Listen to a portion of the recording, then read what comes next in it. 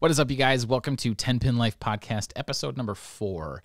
This week we are changing up a little bit. I invited my friend Will Mateffy on. Will is the pro shop manager at the Bowlers Lounge at Sunray Lanes, which is in the Twin Cities area. He is a competitive bowler himself, having won 3 CBA or Central Bowlers Alliance titles here within the last couple of years. He bowled collegiately at Viterbo University as well as Minnesota State and Mankato. Qualified for the Intercollegiate Singles Championship in 2017, which was in Baton Rouge, and overall is just a great guy. Will lives a 10-pin life from a different perspective from some of the other conversations that we had with Maria and Diana, as well as Ashley, excuse me. But honestly, I just wanted to have him on to see kind of what his story was, and learned a lot actually about him in that process. And I think you guys will really enjoy it, especially if you are a competitive bowler, but not from a professional perspective, because he really has shined a lot of cool insights on kind of what the process is of essentially getting really good. You know, he went from not having bowled when he was 16 to now, you know, he's 23, 24, and being a very good bowler, very competitive, always in cuts, always in step ladders, that sort of stuff. So I think you guys will really enjoy the conversation. So here we go. 10 Pin Life Podcast, episode number 4.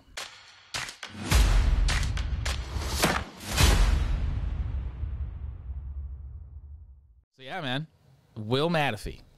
He's here. He's on the 10 Pin Life Podcast. Most people who are going to listen to this are going to know you from the get-go, but then as the internet does its thing, they're going to be like, who's this Will guy? What's he doing on here, right? He's following after Diana Zavjalova. Like, clearly he's a legend. I just haven't heard about him yet. But that's kind of how I'm seeing this. I'm looking at all the PWBA pros, and then it's like, who's this guy? Dude, you're gonna be sandwiched between like 2 big pros too, because I think my next one's gonna be like it's either probably gonna be EJ or Wes Malott, because I'm going down to the players. And it's just gonna be such a interesting dichotomy. But the reason that I wanted to have you on here is the idea is 10 Pin Life, right? And my friend Kayla actually described the name of my channel better to me than I did to myself. And basically, the idea behind 10 Pin Life is, what does it actually take to live a life in bowling? Because so few people understand what it actually takes, because we see it sort of on the professional level, but as it relates to being a professional in the industry, but also at an amateur level, there's almost no information out in the world. And I was like, well, Will does both of those things. Like, you've committed your, you know, at least most of your life, at least your professional life, to the sport of bowling. So that was a big reason why I wanted to have you on here, to start to kind of contextualize what that means, but also get kind of how you got into it too, and kind of where you see it going. So let's start that conversation there. Let's let everyone in the world know who Wild Bill is. When did you start bowling? How did you get to Minnesota State and Mankato? And kind of walk me through that journey a little bit. Sure. I mean, stage name is Wild Bill, obviously. That kind of happened when I was at lacrosse in college, and I'll get to that later. But yeah, I was for the pro shop guy down there, and just kind of had a good relationship with them from the get-go when I got down there, and I started bowling down there before the season even started. So just got a really good connection with him. Probably most of you know, if you're listening from Wisconsin, it's Nick Heilman. Matt McNeil might try to take that, but I think that I've heard it from Nick before that I heard it from Matt. But. All right, it's official. Nick Heilman gets credit for the Wild Bill stage name. It's on the internet. It counts. It counts. So yeah, I mean, I started out bowling. I didn't really bowl till I was in junior year of high school. So I was a golfer way before I was a bowler. So my best friend, Carter Palm, got me into it. Excuse me. And he worked at the center, and he did a lot of like the birthday parties, or we call it party host. So you would get 6 free games after you do one, and you would get like $40-$50, depending on how much they tip you. So after a while, I got into it as well. But he pretty much he got free bowling, so he just gave me the 6 free games every single time. So we would go bowling. This is like the summer before junior year, and I threw a straight ball, and he let me use his, I think it was a 11-pound white dot. It was blue and white. Nice. And we called it the nickel ball because there was a literal nickel. It was like the perfect size, thumb hole size, to fit a nickel in there, and we plugged it later. So now the nickel is in there forever. That is why it's deemed the nickel ball. Does it still exist? Do you still have it, or does he still have it? It was Carter's, so I don't really know where it is. Gotcha. Now, but yeah, that's probably one of the funniest beginning stories, right, that you can come up with. You know, it was so funny because I remember I was bowling on lane 2, specifically bowling lane 2. We were bowling shake, rattle, and glow, which is the cosmic bowling. And I'm throwing it straight down the head pin. Shooting, like, I remember getting excited about a $180. And I was like, there's no way that I can't score higher than you guys, because I'm just so accurate. And he was like, no, you're going to score a lot higher when you have a hook on it, when you have rotation, revs, and angle into the pocket. I'm like, there's no way. And I challenged him. I think we put like $1 on it or whatever. And he shot like 250 and I had like $120, maybe. Like, not even close. Just tore you up.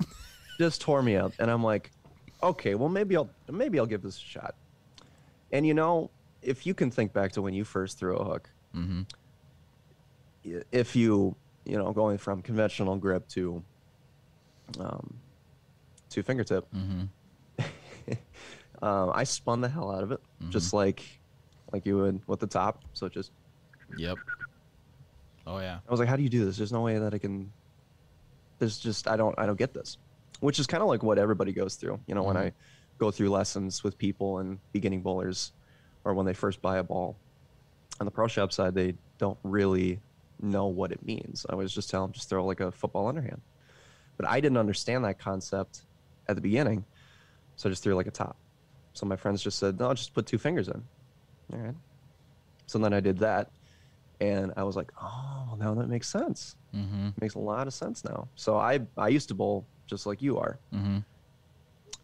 It was, so after I kind of wanted to get into the sport, it was that year where I joined the high school league. So junior year, started the high school league, and I couldn't bowl because my school, I was at a private school, high school, and we couldn't have a team. Like, we didn't, there's no interest in it. There's no way we can get 5 people. I think it was one other bowler there, and he decided to be on my team for that year and the next year after that. And because I wanted to bowl with Carter. And we would have been a really good team my senior year if that would have happened. But I couldn't ever because they offered a varsity letter for it. Oh, sure, yeah. So you could, at least Mounds rule, I don't know about the Minnesota State High School League rules, but if you have a letter, you have to go to that school, which I don't really get. But I couldn't bowl with him, so I bowled from a different team. And he gave me his old pair of shoes, which were like Dexter Rickies. Oh, yes. Ricky 5, 3, something like that. It was like red, white, and black, and it was the favorite pair of shoes. And he gave me his 13-pound Brunswick Wizard. So that's what I threw my first year in junior league. Junior league. So started that, and then it wasn't until my senior year. So I went from, bowling first year to senior year, and senior I just said, you know what? Why don't I just put my thumb in? Maybe that will be the same thing. It just a little bit more control, because I would throw it right, I would throw it left. It was just all over the place. So after I put my thumb in, it was the same thing. It truly was the same thing. So I'm like, oh, maybe I'll just stick with this. Because two-handing really didn't come out till later. Yeah. I mean, it didn't probably come out till 3 years later. Yeah, it definitely existed like globally, but like Belmo, because that would have been what, 2012 for you, something like that. Yep. Yeah, he had won a couple times at that point, but he was nowhere the legend that he is now. And Osku existed, and Jesper is, I think, younger than you. So yeah, two-handing was definitely not a popularized thing. That's for sure. Yeah, not at all. So I didn't really know that. So I always thought the traditional way, because I grew up around the traditional one-handed style. So that's what I wanted. Yeah. And I wanted to have more revs than Carter. So really, I just wanted to copy him, but just do it better. Mm-hmm. I'm really competitive, especially with my golf history, right? And bowling the golfing, the junior leagues there, the junior tournaments. So I got really, really competitive, and so I wanted to beat him. And senior year, I turned out to be the most valuable player or whatever with fill percentage. So I went from not bowling at all one year to being the best in our conference. So then I got offered a scholarship to bowl and golf at Viterbo University in La Crosse. Okay. So first year, obviously it's only my second year of bowling ever. And, you would think that I would want to golf longer, but I thought that bowling was a little bit more natural to me because I had read the oil patterns and what the transitions are and everything, as I saw down the lane, just like a golf green. Yeah. Yep. So it really wasn't anything different from what I had before.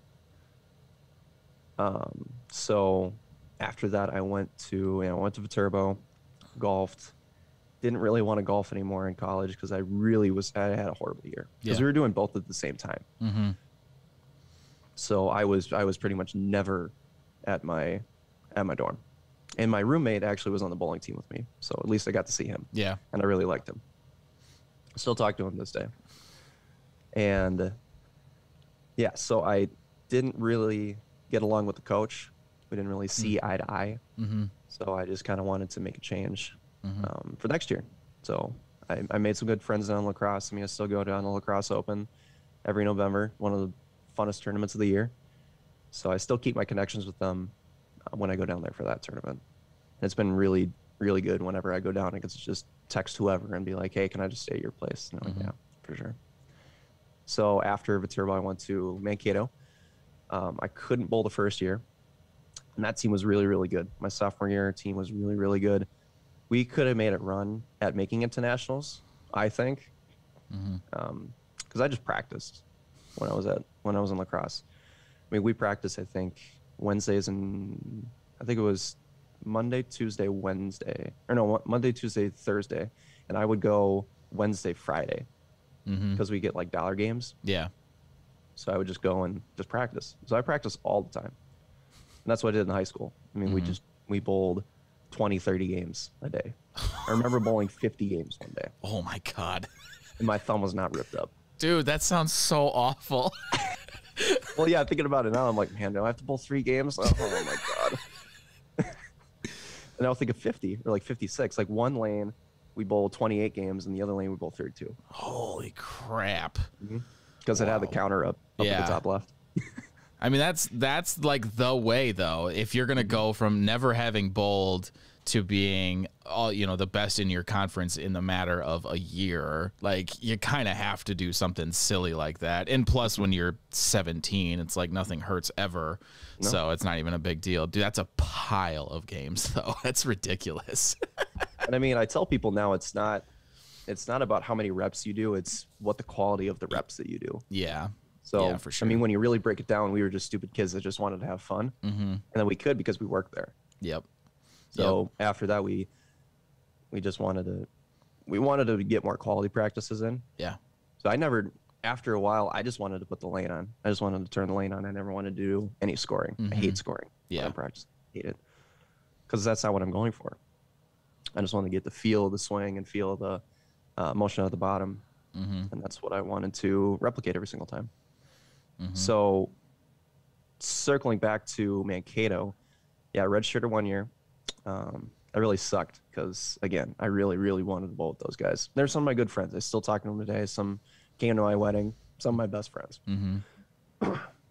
And my next year, my junior year, I feel like that's kind of the turning point in my career, kind of when I started, when I really wanted to be a competitive bowler.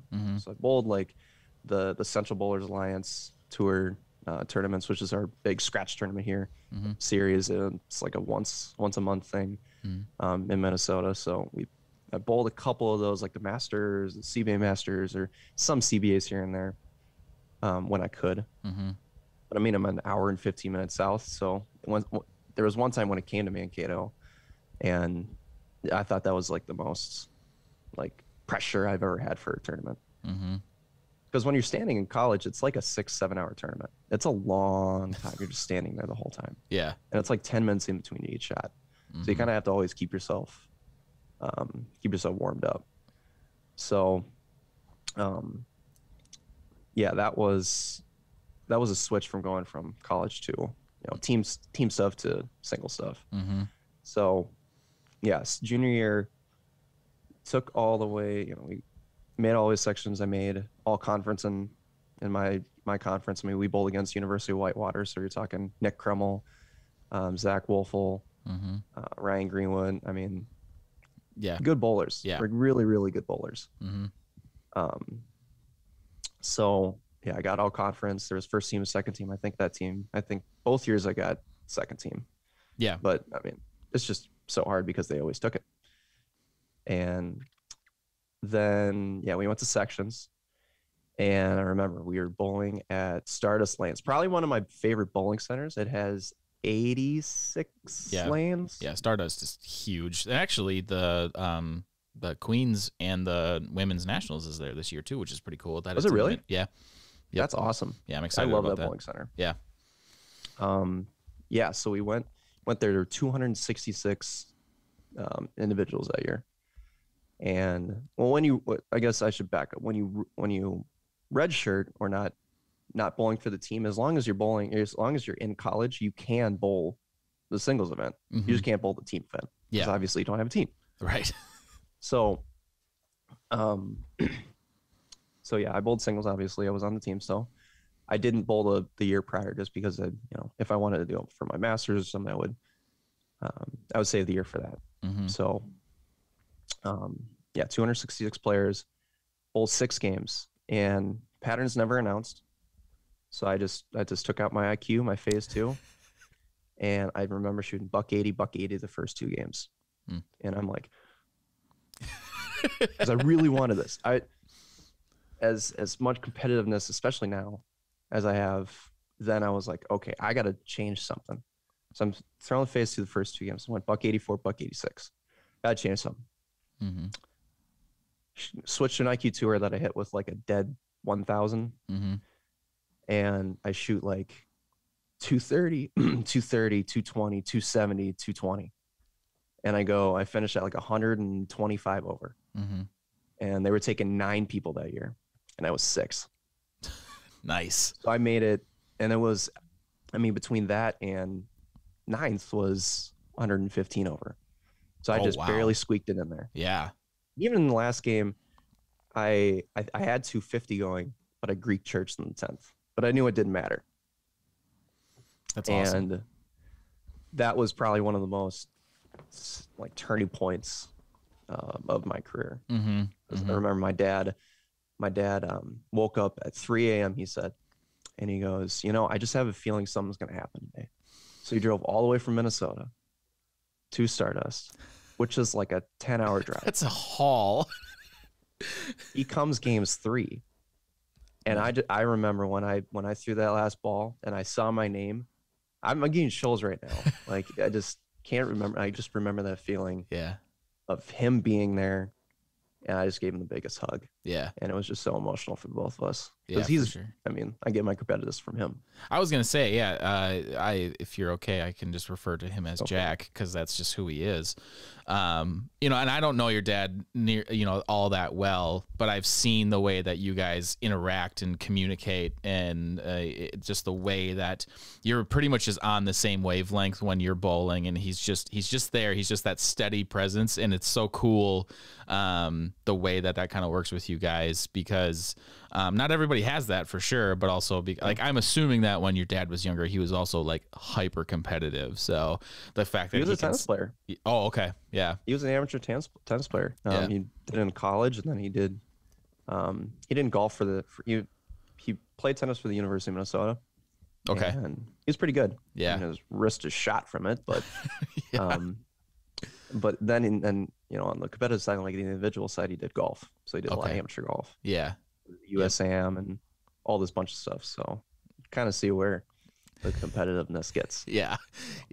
It's just so fun that you guys can just like, if it's from an outsider's perspective, it seems like you can just look at each other and just not say words and just be like, I just get it. I just get how frustrated I am right now. And it's so nice that he's able to come out and hang out during CBAs and stuff too, just because he's so, and that's one of the other things that we're going to get to is he's so freaking nice too, just like you are, that like, it's so weird to have somebody that's so competitive also be so kind, because sometimes those two things don't play along with each other. But before I get into that, tell me about the Intercollegiate Singles Championship that you actually qualified for then. Yeah, so only 24 made it out of the whole nation. So to even make it into that tournament is a very prestigious,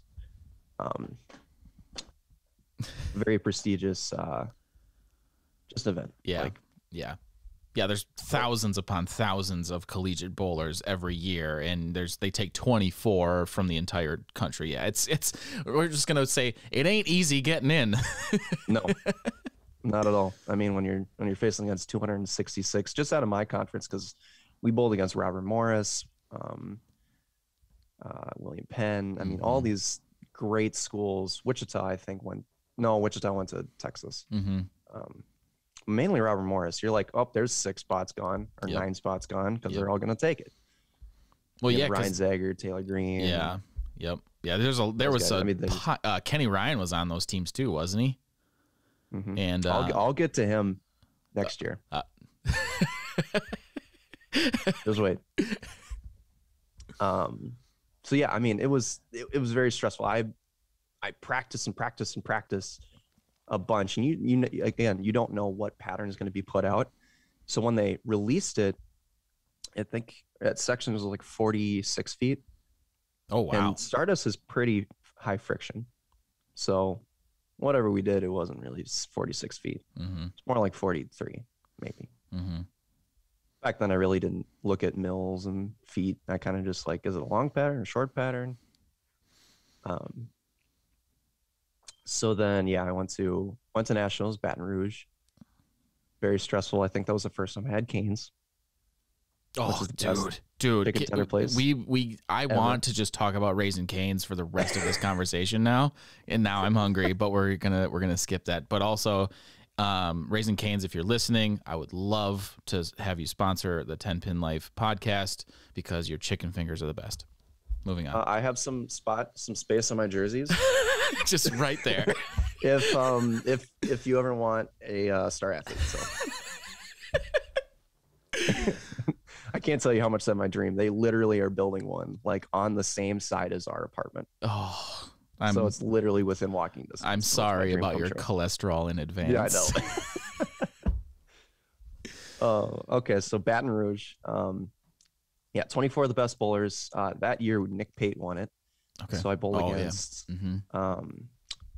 Let's see. I bowled against Ryan Ashby in match play, and I forgot who else it was. Oh, it was just one. So in qualifying, I was like second to last. So not really a good performance. I mean, that was like the highest level that I've ever bowled. Yeah. So you could tell where my nerves are everywhere.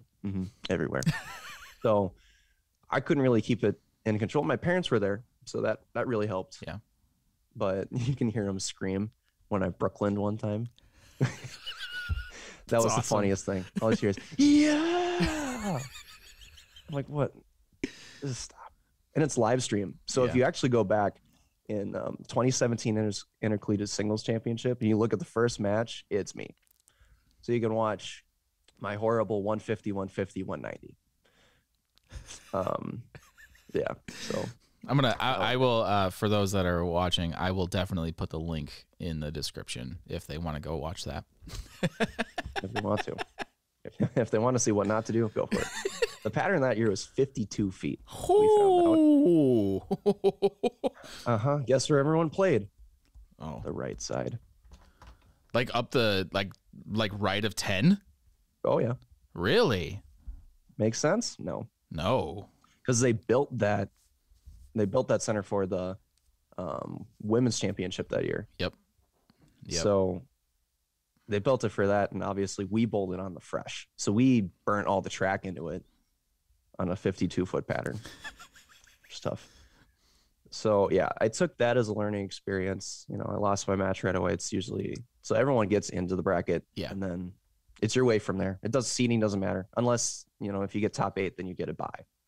That's kind of what you're going for. And so yeah, after that tournament, you know, I was pretty down because as the competitive person inside of me, I wanted to do well because of all the preparation, everything you go into, all the emotions, and then to not have it go the way you want to was pretty upsetting to me. So, but you know, I didn't want to give up because I knew that I can get to that level again and even above. So I went to senior year now. Senior year, same thing happened. I got sportsmanship award. I got all conference. So it was all good. Still bowling those side tournaments, you know, whatever I could. Kind of splitting that between that and seeing my now wife. So splitting between, so it was either bowling or I would be at Decorah, Iowa and Luther College. So yeah, I didn't really have much free time for me. Yeah, I should say. But it was a good time. I always love going down and seeing all her friends and, you know, going to tournaments and seeing my friends. So yeah, senior year went through, and then sectionals came around. And I think it was the first game I shot 220 with 6 Brooklyns. Okay. And I think Michael Martell came up to me and he goes, "How you doing? How you bowling, bro?" Because I bowled with him the year prior. I bowled with him and Ryan Winters. Oh, okay. And Martell, I still talk to you today. We're motive staffers together.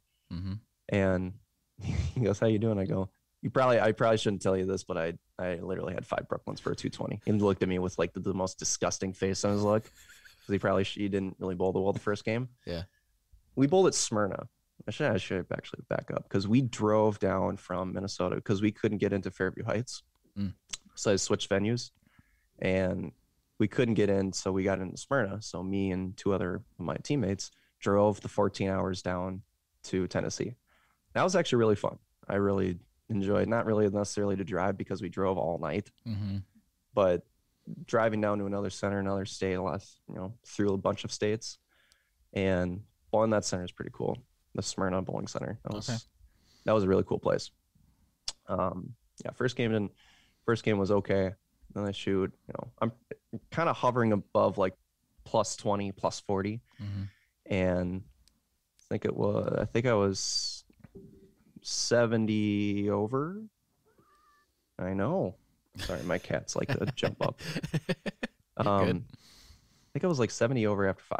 And I shoot buck 70 or buck 80. And I'm like, okay, I got to shoot a big game. Or maybe like a 220, 210 will probably get me in. So I go, I think I'm on like 220 pace. And cut that year was like 74 over, which was Kenny Ryan. Okay. So I'm going, maybe I was going to shoot 230 or 240. I was going to shoot a big game. So I had a chance to get in. I think I struck in the 6th, 7th, 8th.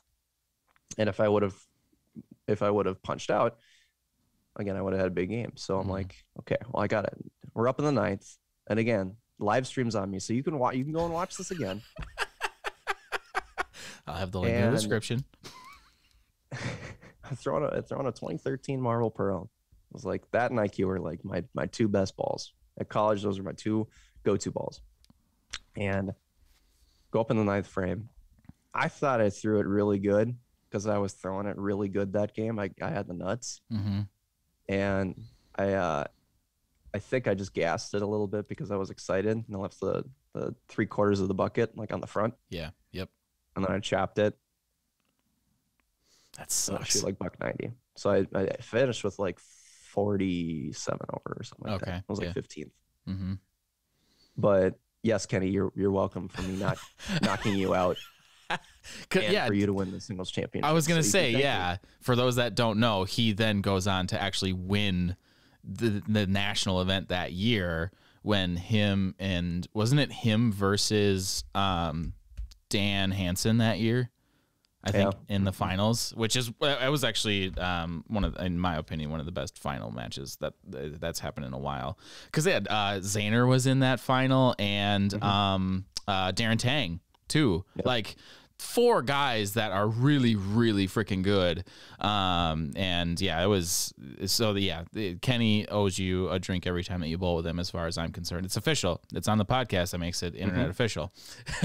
He doesn't know who I am, but I'll send it to him. Instagram messages, man. They're free. Yeah. We live in the digital world. So yeah, after college, I really had a boost of confidence. So I'm like, you know what? I kind of want to just bowl a lot of things. I want to bowl a lot of amateur events. I want to bowl every CBA. It didn't really take till 2 years ago, till 2019, where I decided to do full-time CBA stuff. Because I wanted to learn from those guys, from Chad Nelson, Dave Ullman, Dan Bach, and Brady Stearns. I just wanted to be like those guys, because I always see who's the best people, who are the best players out there, and be like them.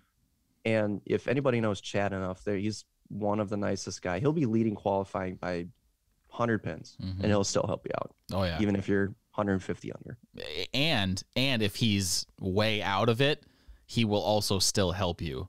He's probably going to be a little bit more curt in the way that he says things a little bit, but not that bad, because he just gets frustrated with himself a little bit. But yeah, Chad Nelson he is a legend in his own right. And absolutely, yeah, he is one of the most kind guys that I've ever bowled with. Yeah. Yeah. So I really wanted to take what I was doing to what he is doing. So it didn't take till the 2019-2020 season for me to get, it's like an all conference award, kind of. It's called All-Star. So it's like how many points you get for the year, and what your places are and whatever, and then the money list and your high average award. So 2019-2020 season, I got the first team All-Star. Dan Bach and I were tied, actually. So they usually take the first 5. So they took 5 and 6. So we both got first team. 2020. So I was at a corporate job. I was a staffing provider. So I just staffed for a bunch of production manufacturing jobs. So I did that from 2019 till like January 2020. And that was like 2 months before the shutdown. Yep.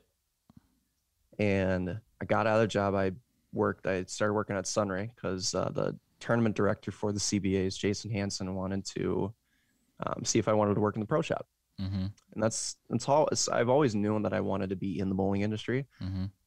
And I just didn't really know how or what to get into it, because I've talked with Matt McNeil countless of times. He's on my tournament team. So we bowl a lot of the team challenges and state and cities tournaments, a bunch. So we talked a bunch, and he said everything starts in a pro shop. Yeah. So if you're out there wondering how do I get my bowling career started, one is bowling a lot of tournaments. You got to be a competitive bowler, but also it's really just being in a pro shop, because these are the people that are selling the product directly to the consumer.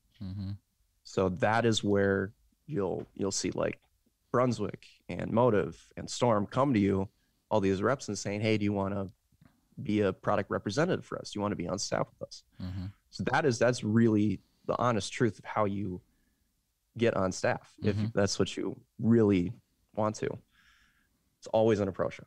Mm-hmm. I mean, you see some of these guys that are like, you know, in their 60s or, you know, older, and they're like, they can barely bolt, but they're on storm. Yeah, but I'm young and they've got the brains. They've got the brains to back it up. Like even exactly. I can't think of his name. I always forget his last name. But the guy that runs the pro shop at Boulevard in Madison has been doing it forever. And you know, like you said, he doesn't really have the body to keep it up anymore. And you know, I bowled the hitter with him. We crossed with him a couple weeks ago, and yeah, he shot like 110 the first game. It just wasn't great. But I tell you what, if I needed to know what the right ball to throw was, he was going to be the right person to ask. Like there's no getting, like if you need a product recommendation in a product driven industry, those old guys know so much. It's unbelievable. So yeah, sometimes it is confusing because we think it's performance based, but it's influence based, and the understanding that difference is huge for sure. Especially these days. I mean, Yeah. The Storm rep straight up told me we're not even hiring player contracts right now. Really? Like there's so little right now because we just want to. It's not like they don't want to. Yeah. They want to staff as many people as they can because they want to get players out there. Maybe it's just in the area. That's possible. But yeah. But they're really just looking for pro shop people. They just want to fill the state, fill the shops with their product. So. Of course, they're going to push it as hard as they can. But the way to do that is just through the shop. Yeah. Well, and I think, too, they're probably gleaning insight onto what the move was when Ebonite International was still in Hopkinsville, when they bought so many players. That was 3 years ago. It was 2018-ish. They, between them and Motive, they just went out and got as many players as they could. Right around this time, it was January of 2018. I'll have to double check that. But probably paid a ton of money to go get a lot of big names to throw their equipment. And to me, it didn't work. To me, it was like, yes, just because, you know, Ronnie Russell's throwing Ebonite balls now, it's like, yeah, it's important. Yes, you know, it's nice to have that. You know, that was when AJ Johnson flipped from Storm or Roto, whatever, to Ebonite. And it was like, there was so many, like that January, there was a ton of attention generated on all these different brands that weren't Storm, because it seemed like they pretty much tried to buy everybody from SPI, which I respect. But to me, it didn't work. So I think that what they're doing is probably maybe even partially reactive, but like intentionally reactive to what that move was, because it's like, well, that didn't work. So why would we waste our time in a market where SPI is extremely back ordered? I don't know if they're caught up yet, but they were back ordered for more than a year on pretty much everything. It's like, we're already selling our stuff. Let's just keep it up on the walls. Like we don't have to pay people to throw our stuff. So yeah, I would be curious. You'll have to ask him about that if he'll share any insight or if he knows any, but I'd be curious. Yeah. I mean, from a pro shop aspect, everything's on back order. Yeah. I mean, it's not just one brand. It's everybody. Yeah. Because like balls have been fine. That's the weird thing. Balls have been just fine. But it's like 2 ball bags. Yeah. 3 ball bags every once in a while. Shoes are impossible. They're all on the boat. Like KR Strike Force. Yep. Those are the most popular shoes right now. And I can't get them anywhere. So I'm like, I want that size in 10 and a half. Well, we're going to have to wait till next year. And they're like, you serious? Yeah. Yeah. I'm looking at my website right now. It literally says January 30th, 2022. That's crazy. Yeah, that's nuts. So I guess because we'll probably end up talking about stuff all day, because I think you and I love equipment. I think it's super fun. You work in it, but and I think that there's something to be said about all of that. But I'm curious because of kind of where we started the conversation, but maybe it was before I started recording. But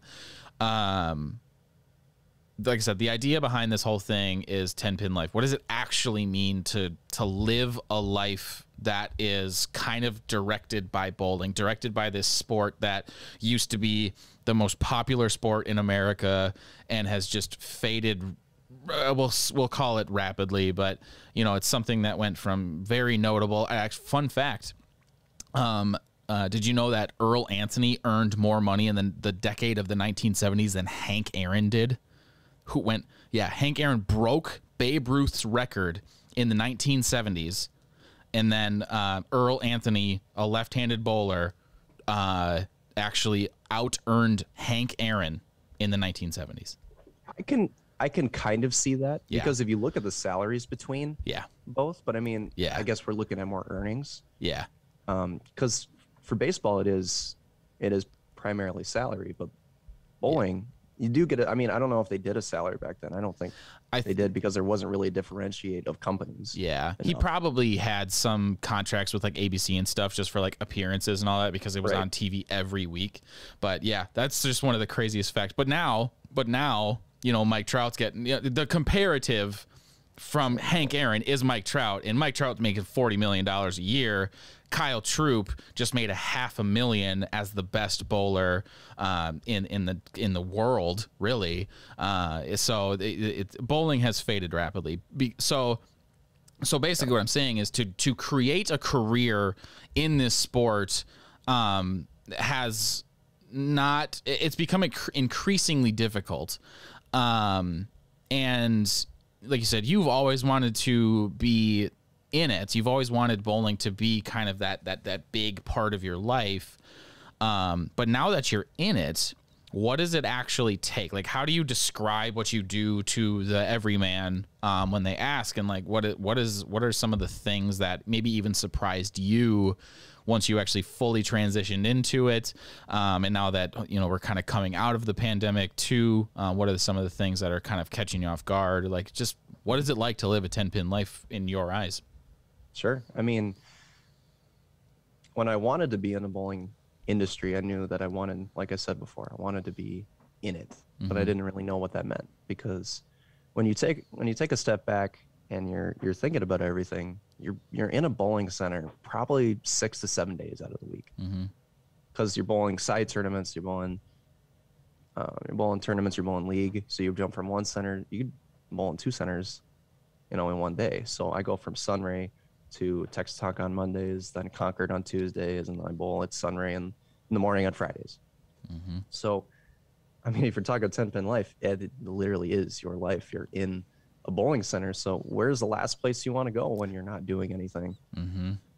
But you end up there somehow. So from a consumer, you know, from a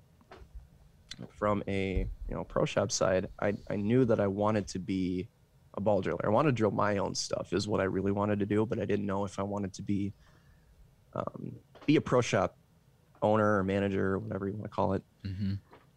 Because I didn't really know what that looked like. I didn't know anything about fitting. I didn't know anything about the perfect drill pattern for anybody. And I mean, there is, but there isn't. Yeah. Because for most people, they don't really know what to even look for in the ball reaction. So when they don't even know what the fit is, how can they know what the ball is doing down lane? Yep. Or how it's even supposed to fit. So, I mean, if you take it back to the early ages of the balls when they were just black, all black balls, they didn't really do anything. 16 pounds were the thing to use, because you're really just trying to throw it straight and try to hit the pocket. So you need as much weight as you can to carry all the pins. Now everything's transitioned to weight blocks and cores and weight. Now everyone's throwing 15 pounds. So everybody that was throwing 16 pounds back in the day, now they don't hook as much. They actually just hook, you know, earlier and a little bit slower down lane. So now everyone's going to 15 because they want a little bit more hook. Throw a little slower, get a little bit more rotation, hook a little bit more. So explaining that to people has been a real challenge, because when you're bowling a lot of tournaments and you're talking with these guys and they kind of know, you kind of get these terms of faster and slower and bigger and cleaner and quicker, and you're like, what do those even mean? When someone says, well, what does that ball do from that ball? And then you're just trying to explain it, and they're like, well, I like the colors of this one. So at that point, you're kind of, it's not like you're boiling inside, but you're just like, why can't you just understand what I'm trying to tell you? So then you try to dumb it down, and you're like, okay, so if you're thinking of like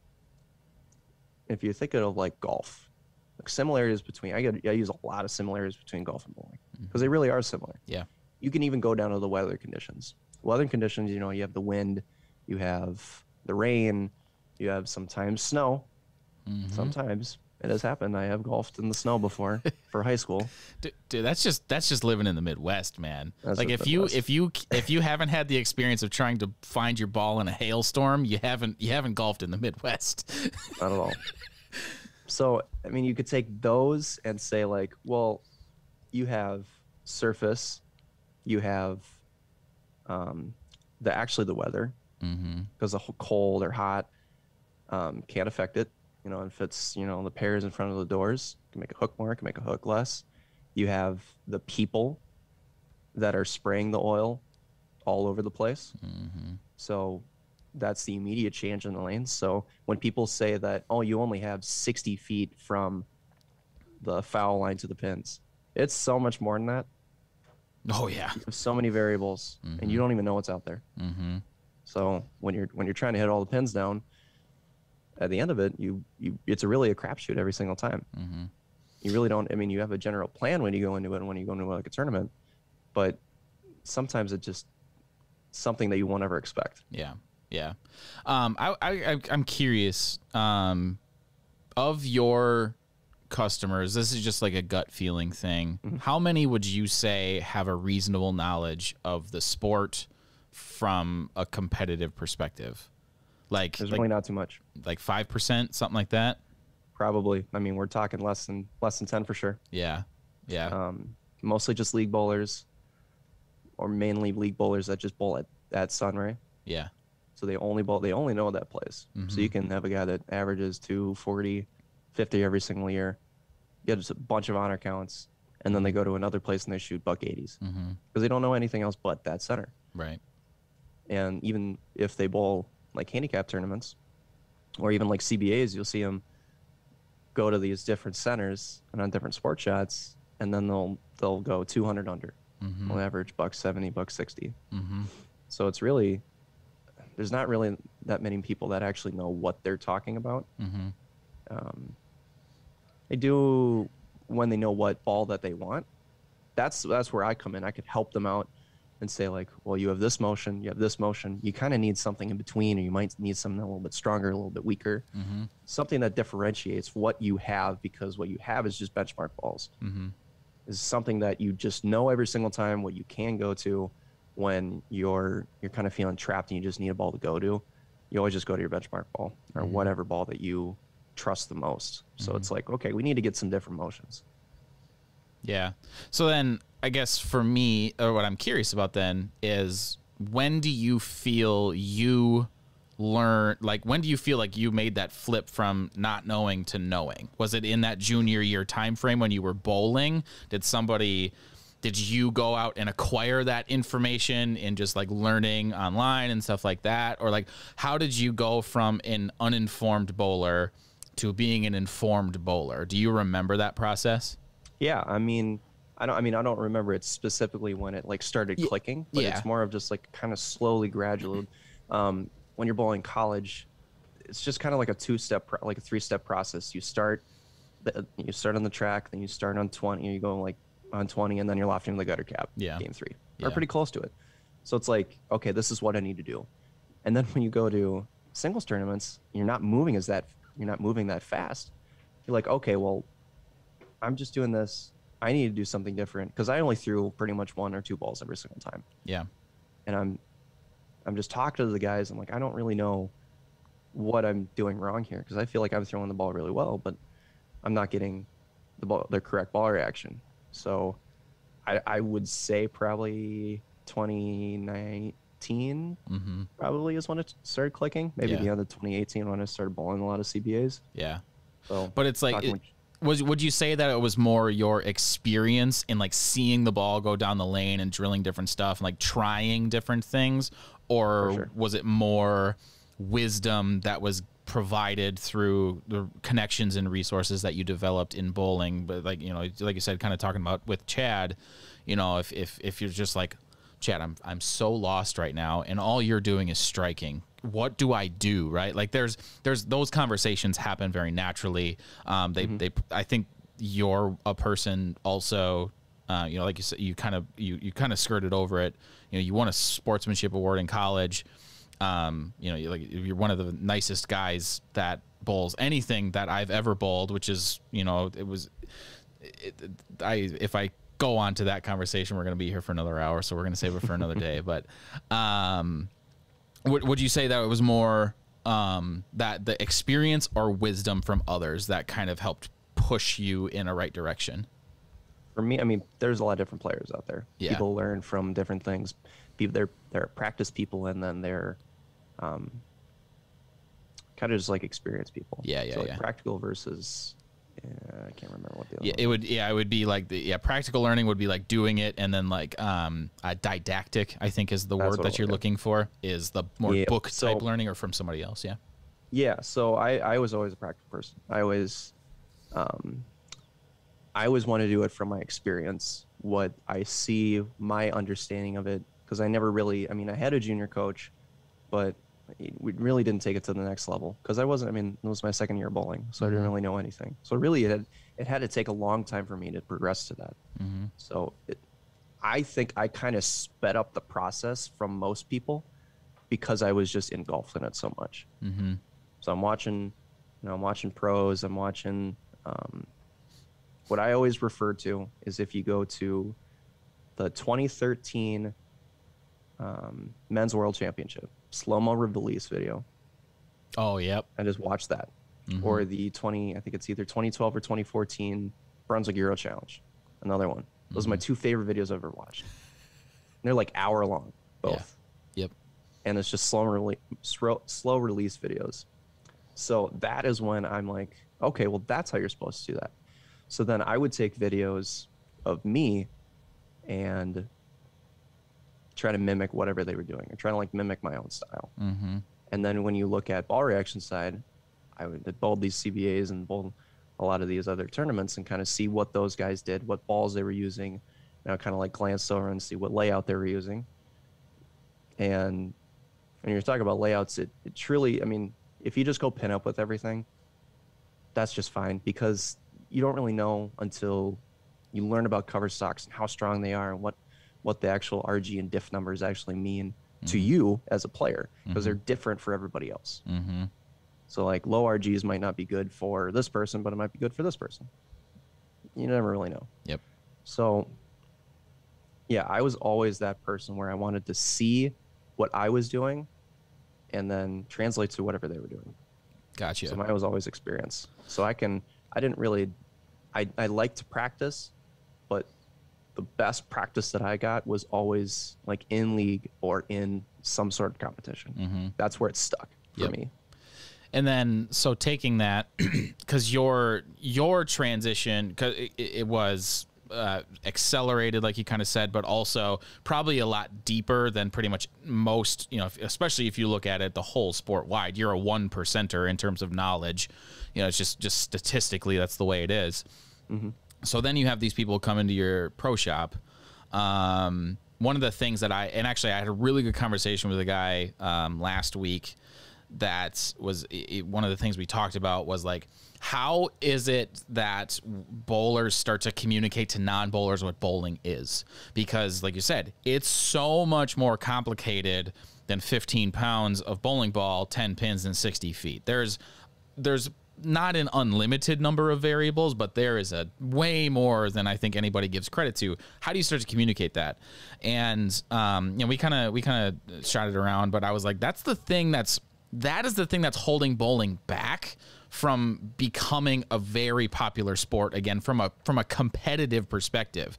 Because what you look at, like, golf is very tangible in understanding how hard it is, because you can see, you know, when Bryson is putting this way and the hole's over here, right? Like it's very easy to see that.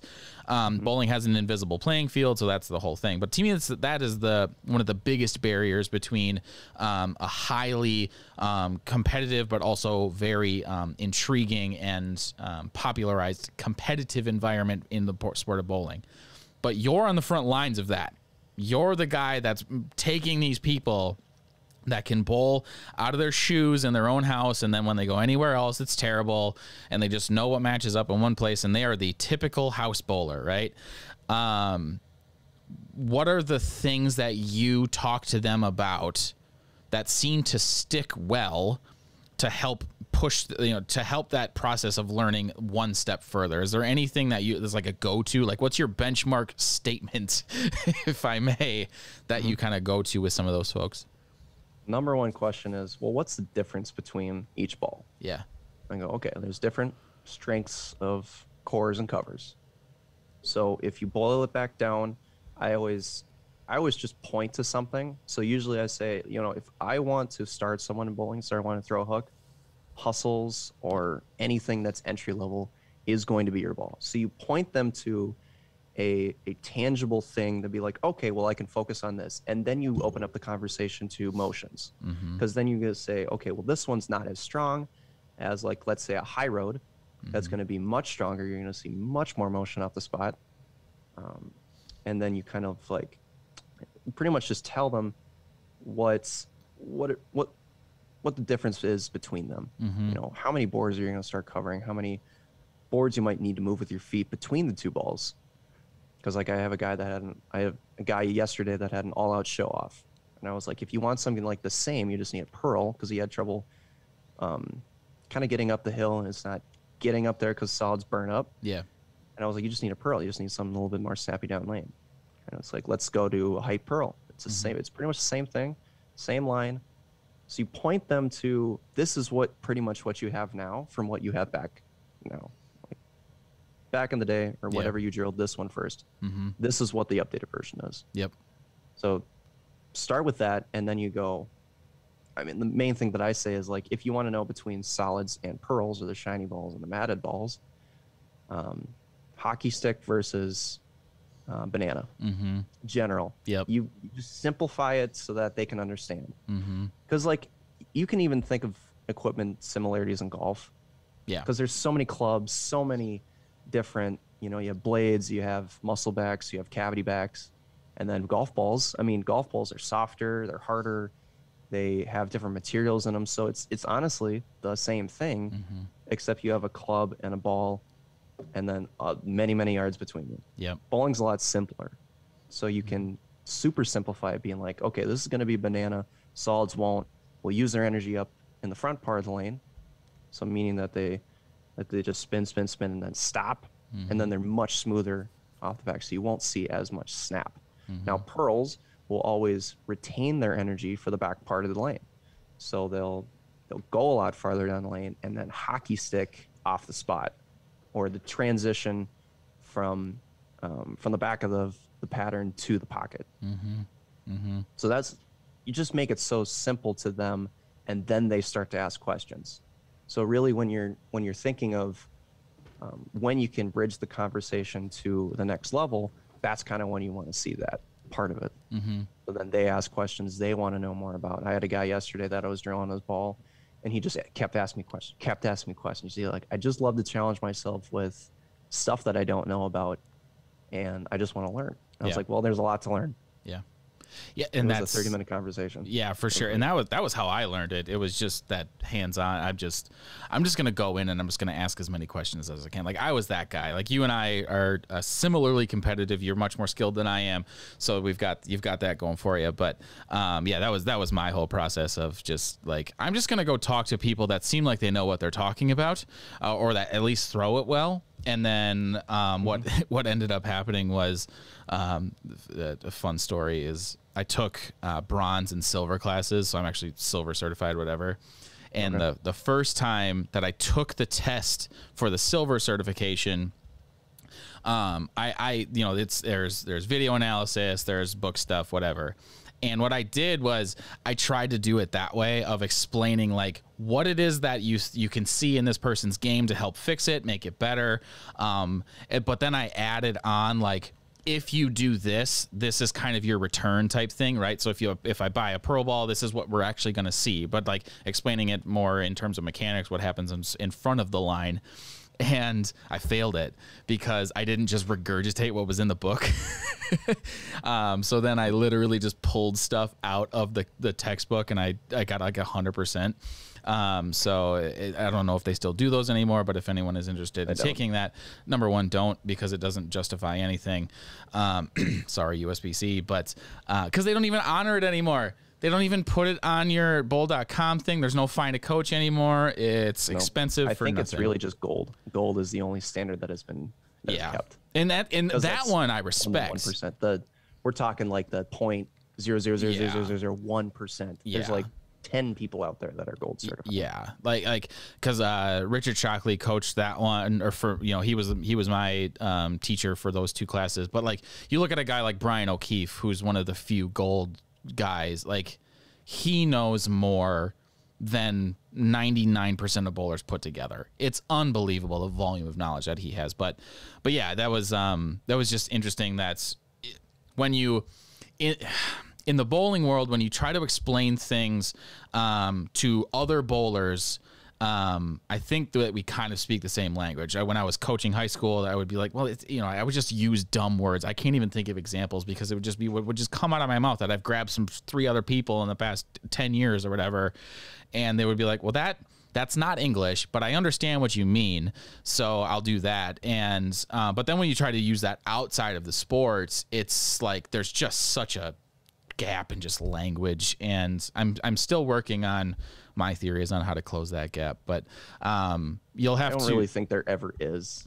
Yeah, you're really just going to get those people that are kind of just stubborn of what they have right now. Yeah, and they'll just never get out of it. Yeah, because it's what they've known. Yeah, and that's another thing that I'm curious about, and maybe we'll explore this in a recurrent episode. I wouldn't mind doing this again if you're open to it, but the idea of how do we effectively grow the sport? Because to me, what I think happened was bowling went from from a very massive population of people, because the options were very limited 50 years ago. Like when recreation sports was bowling, like there wasn't, there was skiing and obviously all that sort of stuff, but bowling was the thing that people did. That started to wane over time. Bowling took what they had for granted, and then they just didn't know how to stop it. They didn't know how to stop it, and now there's so many options, and there's so many, like the way that people consume is so much different that they're trying to apply old tactics to new problems. So to me, what we have to start to do is we have to start to segment the population of bowlers, and we have to do it not to an extreme level, but we can't just have recreation and sport. There are so many different types of bowlers, and if we can start to compartmentalize them into the zones that they typically fall into and start to explain the difference between those categories and like let them choose who it is that they want to be from a bowling perspective, I think that's a lot of things get better from there, because then we can start to cater to those audiences more effectively. AMF is getting a lot of flack from bowlers about installing a bunch of 50-foot lanes across the United States for the last couple of years. Well, they're not catering to bowlers. Like, that's not the point. Like, yes, it's an uncompetitive environment technically from a USBC perspective, but also it's getting people in bowling centers. They're bowling because they're recreational bowlers. Like, that's the market that they fall into. So as much as they get crap about it, it's also an effective way of running a business. So it's maybe, like I said, it's about 9:30 here, and I know you got to get to work. So if you're cool with it, I think we should do this again, and we can talk about that. How's that sound? I like that. Awesome, my man. Anything else? Anything you want to wrap up on? Like, what's the thing that's stuck in your head that you just got to say into a microphone today? Anything? Oh man, I worked so hard yesterday that my body felt sick. I just nonstop working, and then I drive in a league and my body is just exhausted. So business has been great. Good. I wish people would keep coming in. It's really good because I keep learning. I mean, there's never a chance to not learn. You're always learning something new every day. That's what I tell everybody. And I'm always learning something new. I love it. I always love the education and the sought out, never enough knowledge. Yeah. You can always learn. You can always reach out, find something that there's so many people out there, so many people that you can meet and talk to and get knowledge from. I mean, there's so many people you just don't know. There's a lot of people in the world, and I really wish I could know all of them because then I can get as much knowledge as I can. Absolutely. All right, my man. Thanks so much for hanging out. I really appreciate it. Like I said, we're going to do this again. We'll talk about something besides you next time too. I promise. I know it was kind of weird for you, but I'm just kidding. No, I really appreciate the kind words. Appreciate you reaching out. Yeah, dude. Awesome. Absolutely. All right. Thank y'all for tuning in. This has been 10 Pin Life podcast number 4 with Wild Bill himself, as noted by Nick Heilman, officially on the podcast. And out there. It's out there. It's a thing. So awesome. Thanks, guys, for tuning in. Catch you on the next one. Thank you guys so much for sticking around. If you really like this episode, please be sure to hit that like button. Leave a 5-star rating if you're on a podcast platform. Hit that subscribe button if you're on YouTube. But let me know kind of what your thoughts were and who you'd like to see on the next 10 Pin Life podcast. We got some cool stuff coming up with some other pros, but other conversations like this, if you have anybody in mind that you think would like to share their story or has a story that's worth sharing even, let me know in the comments or shoot me a direct message as well. But we'll wrap this one up. Thank you guys so much for hanging out and checking out this conversation with me and Will Mateffy. Thank you so much to Will for joining me as well, because I know it was something that you were a little bit hesitant of, and I respect that, but you're a great guy, and thank you so much for joining me. But that's going to be it, y'all. Thanks so much for checking it out. We'll see you next time, and don't forget, your best life is a 10-pin life. See ya.